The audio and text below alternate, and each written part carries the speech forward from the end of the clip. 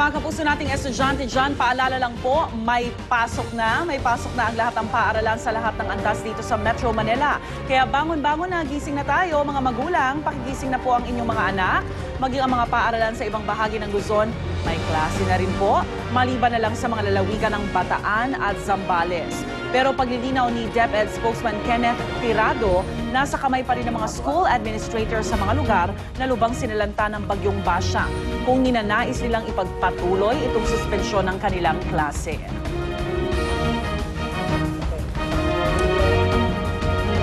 Tulad nga aming sinabi, patuloy mong pagbangon natin mula sa pananalanta ng bagyong Basyang. Katunayan, hindi bababa sa 18 po ang iniwang patay ni Basyang. Kabilang dyan ang isang sanggol na 8 buwan gulang pa lang. Siya po ay natabunan sa landslide sa Tagaytay, Cavite. Sa Cavite pa rin, sa bahay naman ng 13 Martires, nabagsakan ng nabuwal na puno ng mangga.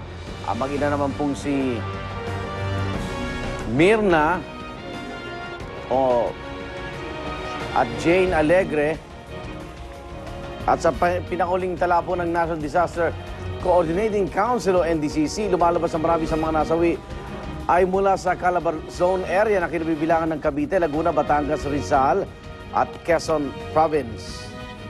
Bukod sa mismong tala ng patay, may 57 pang iba ang nawawala at hinahanap pa rin po hanggang sa ngayon. Kabilang po sa mga ito ang 19 na mangingisda mula sa 2 magkakahiwalay na insidente sa Catanduanes at gayon din ang 6 na mga pahinado ng isang fishing vessel na Alicia AC na lumubog sa dagat sakop po ng Maribeles, Bataan.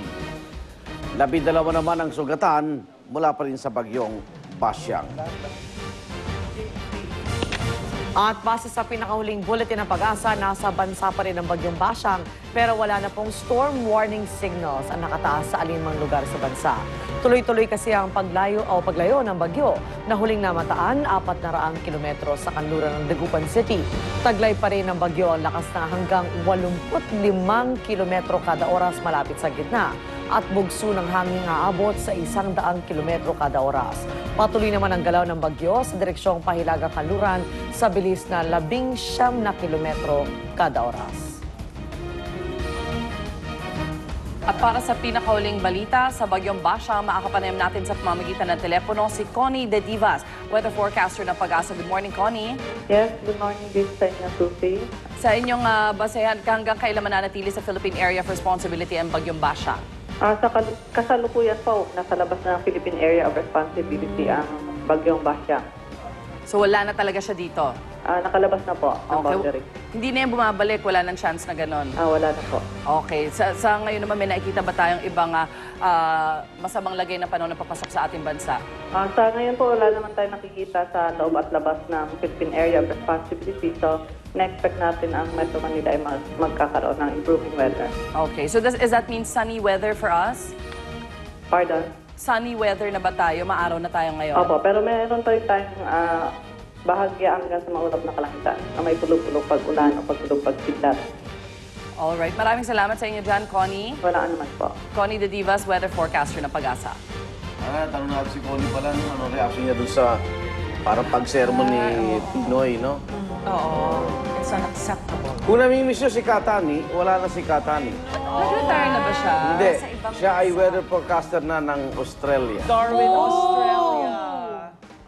At marami pang nangingibang bansa na Weather forecaster natin dahil lang isang buwan daw na sweldo rito, times 9 yata sa labas. Kaya hindi siya nag-iisa. Kaya pala wala. Minsan hinahanap mo siya na. Katani. Tsaka equipment natin needs a lot of help. So, okay, they do the jobs. Kala ko bakasyon lang siya sa Australia, doon na pala siya.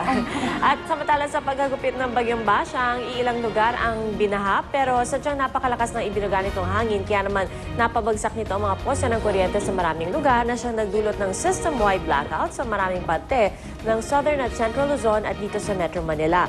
Siyam na pangunahing transmission lines sa Luzon ng National Grid Corporation of the Philippines ang nasira at damay siyempre mga customer ng Meralcos